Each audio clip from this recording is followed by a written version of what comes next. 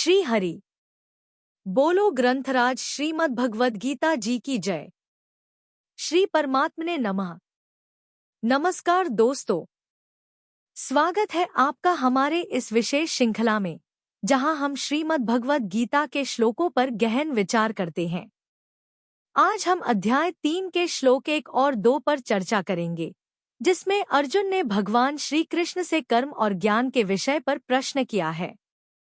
कल हमने अध्याय 2 के श्लोक 70 से 72 पर चर्चा की थी, जहां भगवान श्री कृष्ण ने शांति और आत्मसंयम का महत्व बताया था।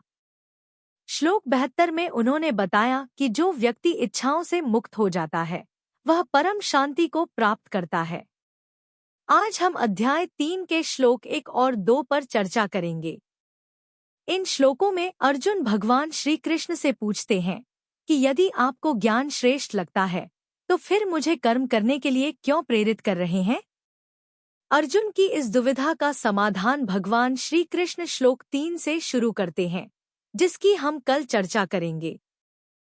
भगवद गीता अध्याय 3 श्लोक 1 से 2। अवतरणिका। श्रीमद् भगवद गीता का उपदेश मनुष्य मात्र के अनुभव पर आधारित है। इसका दिव्य उपदेश दूसरे अध्याय के 11वें श्लोक से आरंभ करने पर सबसे पहले भगवान यह स्पष्ट करते हैं कि शरीर और शरीरी एक दूसरे से सर्वथा भिन्न हैं। शरीर अनित्य, असत, एकदेशीय और नाशवान है तथा शरीरी नित्य, सत, सर्वव्यापी और अविनाशी है। आथ नाशवान वस्तु का विनाश देखकर दुखी नहीं होना और अविनाशी वस्तु की अविनाशिता देखकर उसे बनाए रखने की इच्छा नहीं करना विवेक कहा जाता है। कर्मयोग, ज्ञानयोग और भक्ति योग तीनों ही योग मार्गों में विवेक की बड़ी आवश्यकता है। मैं शरीर से सर्वथा भिन्न हूँ, ऐसा विवेक होने पर ही मुक्ति की अभिलाषा जागृत होती है। मुक्ति की बात तो दूर रही, स्वर्गादि की प्राप्ति की कामना भी अपने को शरीर से अलग मानने पर ही उत्पन्न होती है। इसीलिए भगवान ने अपने उपदेश का आरंभ करते ही सबसे पहले विवेक का ही वर्णन किया है।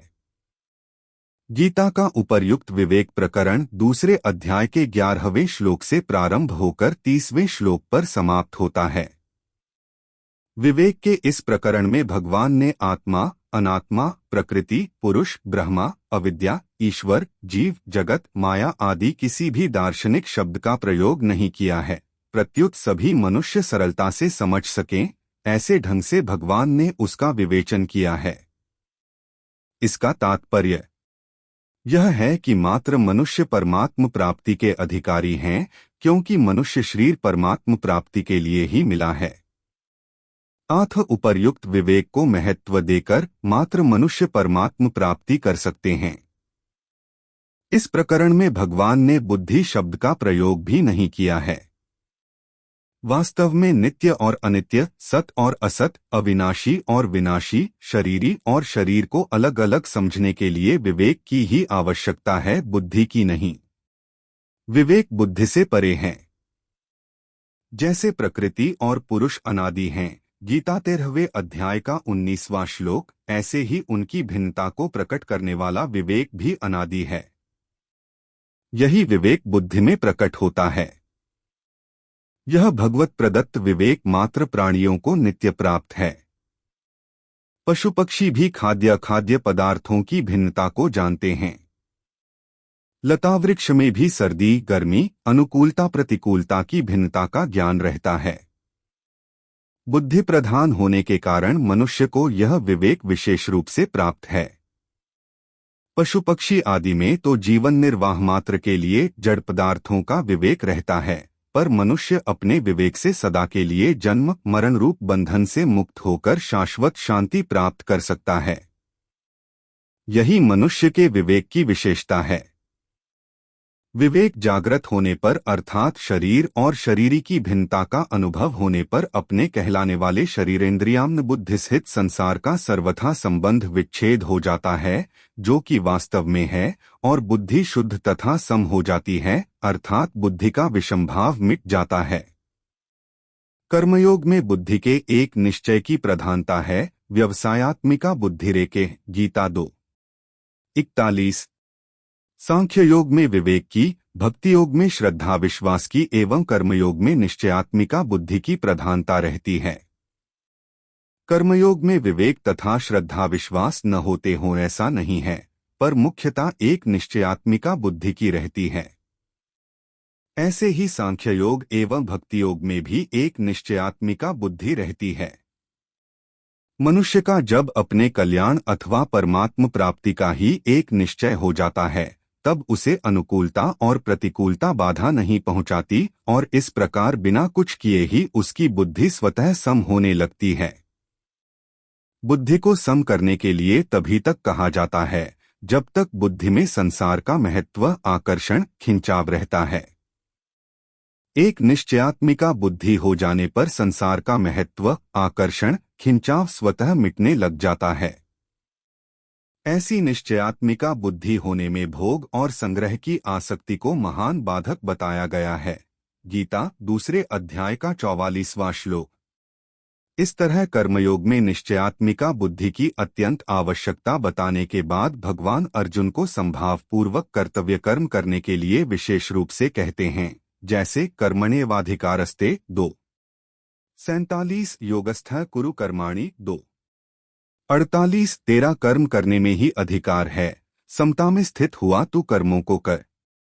इसके साथ यह भी कहते हैं कि दूरेण ह्यवरं कर्म बुद्धियोगात् 2:49 बुद्धियोग, समता से सकाम कर्म अत्यंत तुच्छ हैं। आगे कहते हैं बुद्धो शरणमन्विच्छ 2:49 बुद्धियुक्तो जहातीह उभे सुकृत दुष्कृते तस्माद्योगा युजस्व योगः कर्मसु कौशलम 2:50 तू समबुद्धि का आश्रय ग्रहण कर समतापूर्वक कर्म करने वाला पुरुष पाप और पुण्य दोनों का यहाँ जीवित अवस्था में ही त्याग कर देता है।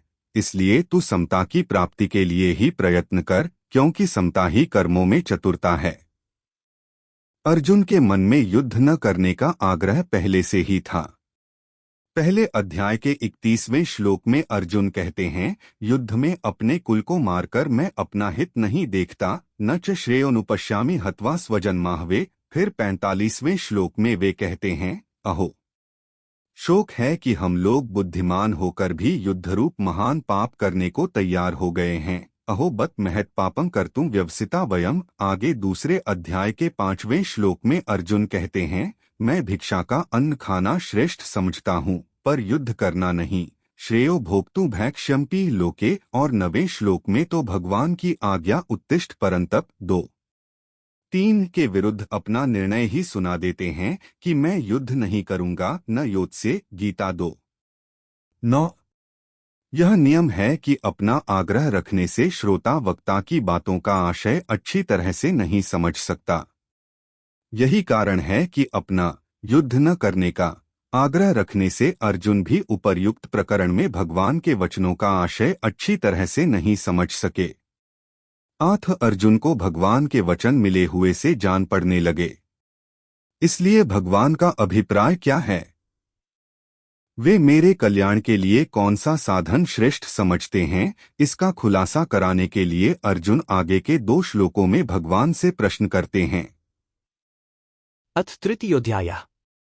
प्रधान विषय 1 से 8 तक ज्ञान योग और निष्काम कर्म योग के अनुसार अनासक्त भाव से नियत कर्म करने की श्रेष्ठता का निरूपण। 9 से 16 यज्ञादि कर्म करने की आवश्यकता का निरूपण। 17 से 24 ज्ञानवान और भगवान के लिए भी लोक संग्रहार्थ कर्म करने की आवश्यकता। 25 से 35 अज्ञानी और ज्ञानवान के लक्षण तथा राग द्वेष से रहित होकर कर्म करने के लिए प्रेरणा। 36 से 43 काम के निरोध का विषय। ज्ञान और कर्म की श्रेष्ठता के विषय में अर्जुन की शंका व भगवान से अपना एकांतिक श्रेय साधन बतलाने के लिए प्रार्थना। श्लोक 1। अर्जुन उवाच ज्यायसी चेत्कर्मणस्ते मता बुद्धिर्जनार्दन तत्किन कर्मणि घोरे मान्योजसी केशव। उच्चारण की विधि। ज्यायसी चेत कर्मणा ते मता बुद्धिया जनार्दन तत् किम कर्मणि घोरे माम नियोजसी केशव। 1 जनार्दन अर्थात हे जनार्दन, चेत अर्थात यदि, ते अर्थात आपको, कर्मणा अर्थात कर्म की श्रेष्ठ, मता अर्थात मान्य है, तत् अर्थात तो फिर, अपेक्षा, बुद्धिया अर्थात ज्ञान, जायसी अर्थात भयंकर, कर्मणि अर्थात कर्म में, किम केशव अर्थात हे केशव, माम अर्थात मुझे, घोरे अर्थात क्यों, नियोजसी अर्थात लगाते हैं। व्याख्या, जनार्दन, इस पद से अर्जुन मानो यह भाव प्रकट करते हैं कि हे श्री कृष्ण, आप सभी की याचना पूरी करने वाले हैं, अतः मेरी याचना तो अवश्य ही पूरी करेंगे। नियोजसी केशव, जायसी चेतकर्मणस्ते मनुष्य के अंतःकरण में एक कमजोरी रहती है कि वह प्रश्न करके उत्तर के रूप में भी वक्ता से अपनी बात अथवा सिद्धांत का ही समर्थन चाहता है। इसे कमजोरी इसलिए कहा गया है कि वक्ता के निर्देश का चाहे वह मनोनुकूल हो या सर्वथा प्रतिकूल, पालन करने का निश्चय ही शूरवीरता है, शेष सब कमजोरी या कायरता ही कही जाएगी। इस कमजोरी के कारण ही मनुष्य को प्रतिकूलता सहने में कठिनाई का अनुभव होता है। जब वह प्रतिकूलता को सह नहीं सकता, तब वह अच्छाई का चोला पहन लेता है, अर्थात तब भलाई के वेश में बुराई आती है। जो बुराई भलाई के वेश में आती है, उसका त्याग करना बड़ा कठिन होता है। यहाँ अर्जुन में भी हिंसा त्यागरूप भलाई के वेश में कर्तव्य त्यागरूप बुराई आई है। अतः वे कर्तव्य कर्म से ज्ञान को श्रेष्ठ मान रहे हैं। इसी कारण वे यहाँ प्रश्न करते हैं कि यदि आप कर्म से ज्ञान को श्रेष्ठ मानते हैं, तो फिर मुझे युद्ध रूप घोर कर्म में क्यों लगाते हैं। भगवान ने दूसरे अध्याय के 39वें श्लोक में बुद्धिर्योगे पद से संबुद्धि, समता की ही बात कही थी, परंतु अर्जुन ने उसको ज्ञान समझ लिया। अतः वे भगवान से कहते हैं कि हे जनार्दन, आपने पहले कहा कि मैंने सांख्य में यह बुद्धि कह दी, इसी को तुम योग के विषय में सुनो। इस बुद्धि से युक्त हुआ तो कर्म बंधन को छोड़ देगा, परंतु कर्म बंधन तभी छूटेगा जब ज्ञान होगा। आपने यह भी कह दिया कि बुद्धियोग अर्थात ज्ञान से कर्म अत्यंत निकृष्ट हैं, दूसरे अध्याय का 49वां श्लोक। अगर आपकी मान्यता में कर्म से ज्ञान श्रेष्ठ है, उत्तम है, तो फिर मेरे को शास्त्र विहित यज्ञ, दान, तप आदि शुभ कर्मों में भी नहीं लगाना चाहिए, केवल ज्ञान में ही लगाना चाहिए। परंतु इसके विपरीत आप मेरे को युद्ध जैसे अत्यंत क्रूर कर्म में, जिसमें दिन भर मनुष्यों की हत्या करनी पड़े, क्यों लगा रहे हैं। पहले अर्जुन के मन में युद्ध करने का जोश आया हुआ था और उन्होंने उसी जोश में भरकर भगवान से कहा कि हे अच्युत, दोनों सेनाओं के बीच में मेरे रथ को खड़ा कर दीजिए, जिससे मैं यह देख लूं कि यहाँ मेरे साथ दो हाथ करने वाला कौन है। परंतु भगवान ने जब दोनों सेनाओं के बीच में भीष्म और द्रोण के सामने तथा राजाओं के सामने रथ खड़ा करके कहा कि तू इन कुरुवंशियों को देख, तब अर्जुन का कौटुंबिक मोह जागृत हो गया। मोह जागृत होने से उनकी वृत्ति युद्ध से, कर्म से उपरत होकर ज्ञान की तरफ हो गई, क्योंकि ज्ञान में युद्ध जैसे घोर कर्म नहीं करने पड़ते। अतः अर्जुन कहते हैं कि आप मेरे को घोर कर्म में क्यों लगाते हैं। यहाँ बुद्धिया पद का अर्थ ज्ञान लिया गया है। अगर यहाँ बुद्धिया पद का अर्थ संबुद्धि, समता लिया जाए तो व्यामिश्र वचन सिद्ध नहीं होगा। कारण कि दूसरे अध्याय के 48वें श्लोक में भगवान ने अर्जुन को योग, समता में स्थित होकर कर्म करने की आज्ञा दी है। व्यामिश्र वचन तभी सिद्ध होगा जब अर्जुन की मान्यता में दो बातें हों, और तभी यह प्रश्न बनेगा कि अगर आपकी मान्यता में कर्म से ज्ञान श्रेष्ठ है, तो फिर मेरे को घोर कर्म में क्यों लगाते हैं। दूसरी बात, भगवान ने आगे अर्जुन के प्रश्न के उत्तर में दो निष्ठाएं कही हैं, ज्ञानियों की निष्ठा ज्ञान योग से और योगियों की निष्ठा कर्मयोग से। इससे भी अर्जुन के प्रश्नों में बुद्धिया पद का अर्थ ज्ञान लेना युक्ति संगत बैठता है। कोई भी साधक श्रद्धापूर्वक पूछने पर ही अपने प्रश्न का सही उत्तर प्राप्त कर सकता है। आक्षेपपूर्वक शंका करने से सही उत्तर प्राप्त कर पाना संभव नहीं। अर्जुन की भगवान पर पूर्ण श्रद्धा है, अतः भगवान के कहने पर अर्जुन अपने कल्याण के लिए युद्ध जैसे घोर कर्म में भी प्रवृत्त हो सकते हैं, ऐसा भाव उपर्युक्त प्रश्न से प्रकट होता है। श्लोक 2 व्यामिश्रेण वाक्येन बुद्धि मोह्यसीव में तदेकं वद निश्चित्य येन श्रेयोमाप्नुयाम। उच्चारण की विधि। व्यामिश्रेण इव वाक्येन बुद्धिम मोह्यसी इव में तत् एकम वद निश्चित्य येन श्रेय अहम आप्नुयाम। दो व्यामिश्रेण इव अर्थात मिले हुए से, वाक्यन अर्थात वचनों से, में अर्थात मेरी, बुद्धिम अर्थात बुद्धि को, मोह्यसी इव अर्थात मानो मोहित कर रहे हैं, इसलिए तत् अर्थात उस, एकम अर्थात एक बात को, निश्चित्य अर्थात निश्चित करके, वद अर्थात कहिए, येन अर्थात जिससे, अहम अर्थात मैं, श्रेय अर्थात कल्याण को, आप्नुयाम अर्थात प्राप्त हो जाऊं। व्यामिश्रेण वाक्यन बुद्धि मोह्यसीव में इन पदों में अर्जुन का भाव है कि कभी तो आप कहते हैं कि कर्म करो कुरु कर्माणि 2:48 और कभी आप कहते हैं कि ज्ञान का आश्रय लो, बुद्धो शरण मनविच 2:49। आपके इन मिले हुए वचनों से मेरी बुद्धि मोहित सी हो रही है, अर्थात मैं यह स्पष्ट नहीं समझ पा रहा हूं कि मेरे को कर्म करने चाहिए या ज्ञान की शरण लेनी चाहिए। यहाँ 2 बार इव पद के प्रयोग से भगवान पर अर्जुन की श्रद्धा का द्योतन हो रहा है। श्रद्धा के कारण अर्जुन भगवान के वचनों को ठीक मान रहे हैं और यह भी समझ रहे हैं कि भगवान मेरी बुद्धि को मोहित नहीं कर रहे हैं। परंतु भगवान के वचनों को ठीक ठीक न समझने के कारण अर्जुन को भगवान के वचन मिले हुए से लग रहे हैं और उनको ऐसा दिख रहा है कि भगवान अपने वचनों से मेरी बुद्धि को मोहित सी कर रहे हैं। अगर भगवान अर्जुन की बुद्धि को मोहित करते तो फिर अर्जुन के मोह को दूर करता ही कौन? तदेकम वद निश्चित्य येन श्रेयोमाप्नुयाम, मेरा कल्याण कर्म करने से होगा या ज्ञान से होगा, इनमें से आप निश्चित करके मेरे लिए एक बात कहिए जिससे मेरा कल्याण हो जाए। मैंने पहले भी कहा था कि जिससे मेरा निश्चित कल्याण हो वह बात मेरे लिए कहिए, यत् श्रेयस्या निश्चितम ब्रूहि तन्मे 2:7। और अब भी मैं वही बात कह रहा हूं। परिशिष्ट भाव, जब तक संसार की सत्ता मानते हैं तभी तक कर्म घोर या सौम्य दिखता है। कारण कि संसार की सत्ता मानने से कर्म की तरफ दृष्टि रहती है, अपने कर्तव्य की तरफ नहीं। अपने कर्तव्य की तरफ दृष्टि रहने से कर्म घोर या सौम्य नहीं दिखता। संबंधब आगे के 3, तीसरे, चौथे और 5वें श्लोकों में भगवान अर्जुन के व्यामिश्रेण वाक्यन मिले हुए से वचनों पदों का उत्तर देते हैं। कल हम अध्याय 3 के श्लोक 3 और 4 पर चर्चा करेंगे, जहां भगवान श्री कृष्ण अर्जुन की शंकाओं का समाधान करते हुए ज्ञान और कर्म के मार्ग को स्पष्ट करेंगे।